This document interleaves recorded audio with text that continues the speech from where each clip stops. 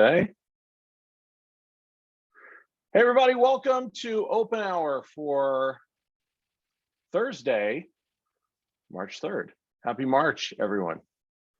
I'm Chunga. I'm your SALT project community manager. It's great to have you all here. Going to be a bit of a lighter day today, just so that you all know. Sometimes that happens with Open Hour. I think there's a lot going on. Everyone is slammed. And a lot of people are heads down, and then I think world events has everyone a little bit distracted as well, if I'm being honest. So here's where you can find what's happening with SALT Project: GitHub, YouTube, Slack, Twitch, Reddit, LinkedIn, Facebook, Twitter. We're everywhere. So I think you all pretty much know the drill by now. So yeah. And by the way, shout out to Wayne, who just finished Twitch stream, as he does every week. Well done, sir.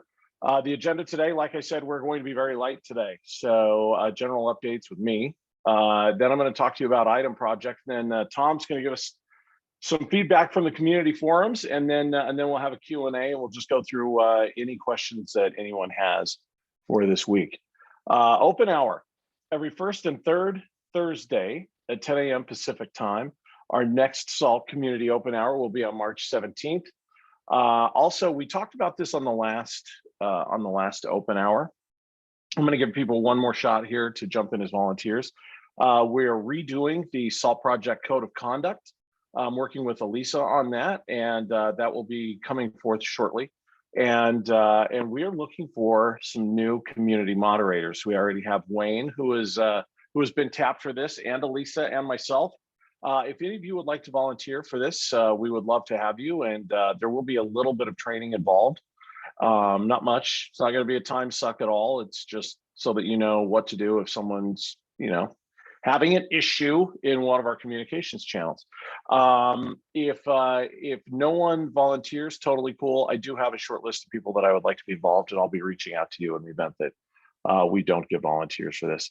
Also, putting out another plug for Salty 5. We will not have Salty 5 this week, which is a bummer, but we would love to be able to showcase your immense knowledge of SALT and some of the creative and innovative ways in which you are using SALT to help you through different projects that you're working on. We would love to showcase you, and I think the community would love to see what you're working on. So this is the brainchild of Tom Phipps, and I love it. I think it's a wonderful idea. And it's really, really simple to get involved with Salty 5. You're just going to take 5 minutes of Open Hour, in this case, Open Hour on March 17th, and you're going to showcase something that you're working on. All you have to do is just send me a Slack or send me an email. My email is schunga, S as in Sam, Chunga, at vmware.com. And you can hit me on Slack as well. It's just Chunga. So easy to find. We have something big that happened this week. Something really big. We launched the IDEM Project website. IDEM is not SALT. It is a sibling to SALT and works with SALT, and may be of interest to some of you. So if you have any interest at all in taking a look at what IDEM Project is, we'd like to invite you to go to idemproject.io, take a look at what's happening there. You can download IDEM, you start playing with it, you can go through some of the docs. We're going to be adding more and more to the IDEM Project website weekly. So go mark it, put it in your favorites, and go check it out. We'd love your feedback. All right, next up, Tom Phipps. Tom, if you would, sir. Basically, one of the issues that came up actually relatively recently, somebody trying to figure out how to loop through a bunch of things, put them all into a set of states, when really all they really needed to do was just use dash names instead of dash name. Names can be used with any state, and the documentation for it is hard to find unless you know what you're looking for. Let's see. Do you need to share? Is there anything you need me to stop sharing? I was actually just going to post it in the Oh, okay. Okay. Okay, I just posted the link to it in the docs. The ironic thing about the docs example is something we need to fix because it's the example, the very first example shows it being used with packages dot or package dot installed, which is the one time you don't want to use names. Because what names does is it creates a state for each item in its list, where with package dot installed, that will actually slow down your state execution. You would want to use packages for package dot installed instead.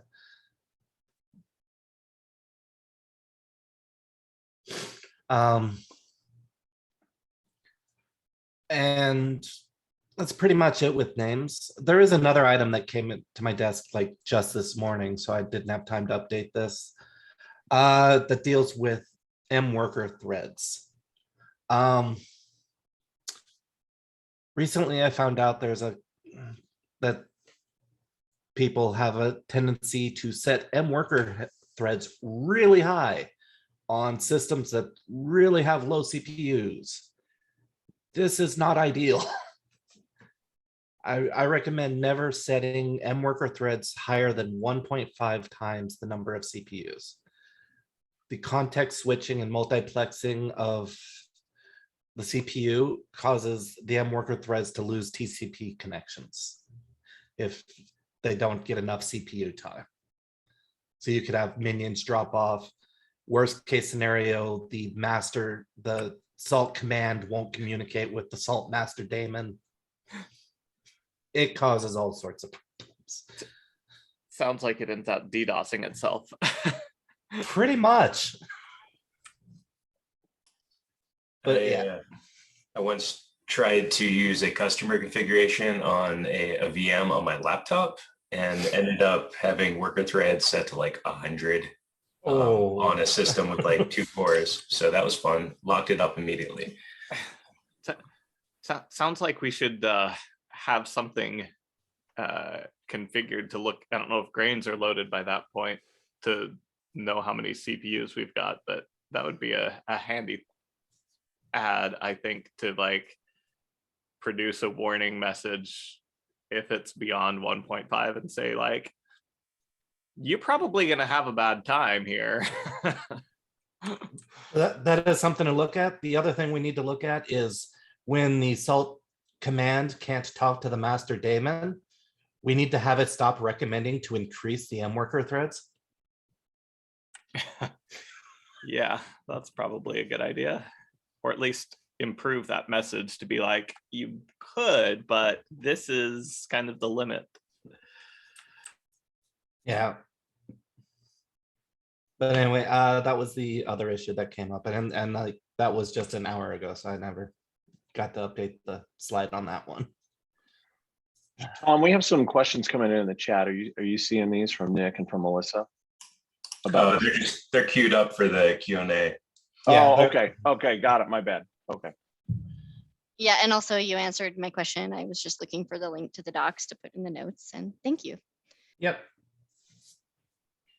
That's everything from the community so far. Awesome. Thank you, Tom. So again, open hour is going to be shorter today, and every great once in a while, I anticipate this happening. We had a pretty beefy open hour a couple of weeks ago. For those of you that are watching via YouTube, that are watching after the fact, I'd like to invite you to go check that one out, the one previous to this, because it's loaded with all kinds of stuff. Good stuff. Thank you, Tom. Finally, and again, we're going to be shorter today. No steps today, no help wanted. Q&A. So you're up, Nick. Let's hear it. Hey, it's my time. So it looks like the Arch LTS test is hosed in some way. It's just sitting there trying to SSH into the system for like the past 4 hours. And the second time I've rerun it, I did rerun it on different PR last night and it seemed to complete fine. So I'm not sure if it's like transitory or what, but is anybody looking at that? And if not, could somebody look at it? I was just typing out a response right before we got to the Q&A. It's a known issue, and I believe someone else, correct me if I'm wrong, I believe Pedro was looking at it before he left on vacation. Yeah, as you said, Nick, sometimes it works, sometimes it doesn't. And we are, for pull requests, we're not ignoring it, but basically ignoring it, and then getting like three reviews by core team members, and assuming like other tests are passing, we're merging those PRs. But we do know about the issue. We are looking into it. We just haven't found the fix yet. I believe, and again, someone correct me if I'm wrong on this one, I believe it had to do with a change to SSH keys that we made regarding deprecation of RSA keys by GitHub or just in general. Does anyone else remember the details on that, Wayne or Megan?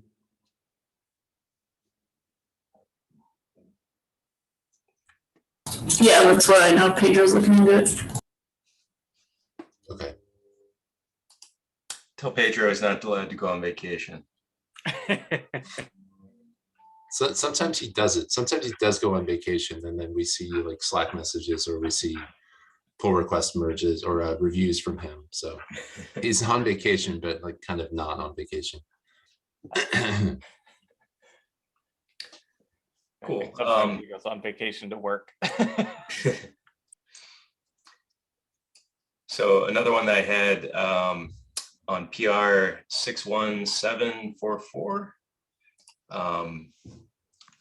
I think in the linked issue on that one, I actually found where this fix was implemented previously and just sort of re-implemented it, because it looks like it was reverted in a PR shortly thereafter, and it might have been unintentional, because it looked like that PR was like a big chunk of code with changes to a lot of different segments. So I was hoping somebody could take a look at that and just sort of confirm my assertion that that fix should in fact be in place.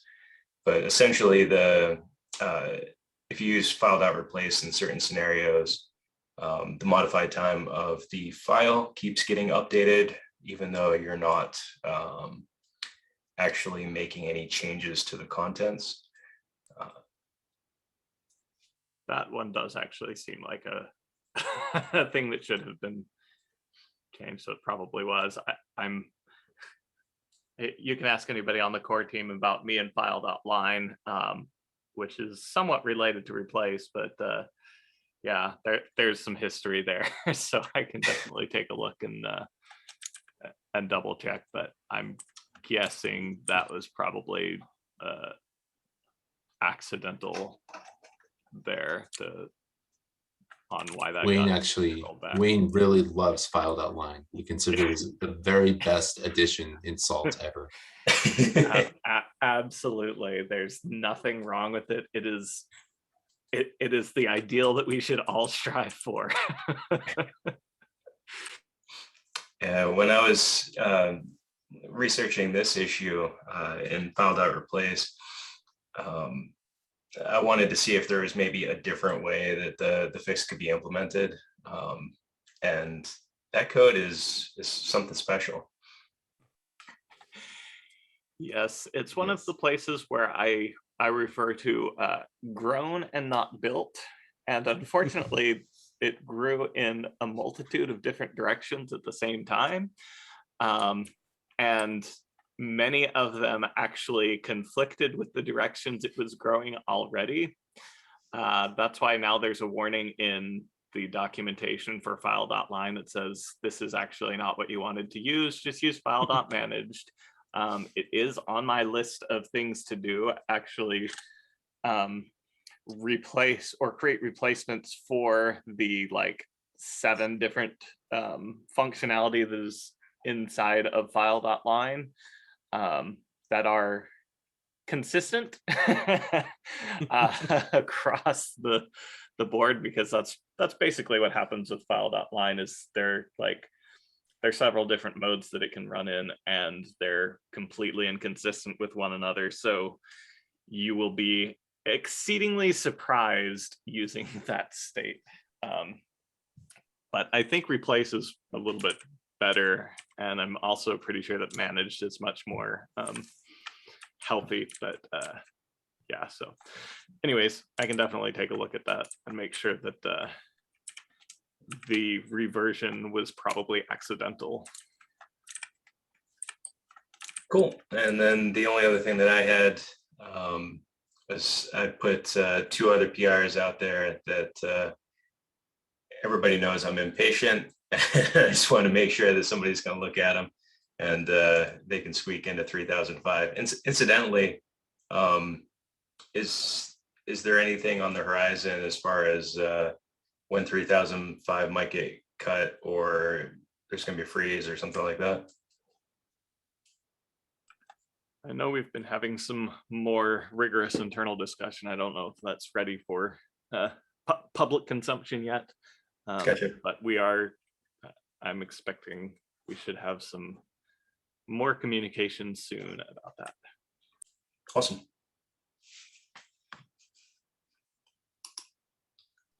Okay, anybody else? Any other questions?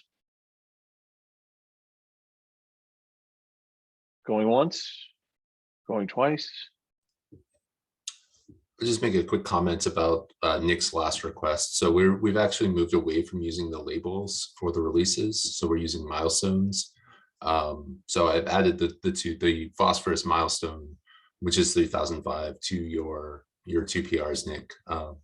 And just to toss it out there, if anyone else has any PRs that they want to make sure get into 3005, just ping one of us on community Slack and we'll make sure, assuming tests are passing, we'll add the label and make sure it gets in, or we'll do our best to make sure it gets in. Cool. All right. Well, if there's nothing else, you know, one of the things that we want to do with Open Hour now is that we want to give you everything that you need and nothing you don't. And I know why you're all here. I know why every single one of you is here, and that's to get a joke from Wayne. And then we'll be out of here. We'll send everybody on their way. So Wayne, if you would please, sir. Wayne. You know, you would think that after 2 weeks that I would have been like super on it, just like so ready. It seems like that's just how the week has gone for me. So I guess I'll pull out a classic. I think there might be some people here who haven't heard it. This was actually my older brother introduced me to this series of jokes that's yeah, well, you'll see. So what is green and red and goes 50 miles an hour? It's a frog in a blender. That was it. What's green, red, and brown and goes 80 miles an hour? Same frog a week later. There you go. So what do you get if you put a frog in a blender? Frognog. You're just going down a list on your screen, aren't you? No. This is this was a formative part of my youth. So what happens when you drink frognog? You croak. There it is. All right. I think I'm gonna put the last nail in the coffin here. Thanks, everybody. Thanks for coming. Next time, we want your salty 5. We want you to step up and showcase some of the amazing things and projects that you're working on with SALT, with the hope that you're going to inspire others. And we appreciate all of you taking the time to be here for this shortened version of SALT Project Open Hour. We'll see you week after next. Thanks, everybody. Have a great day.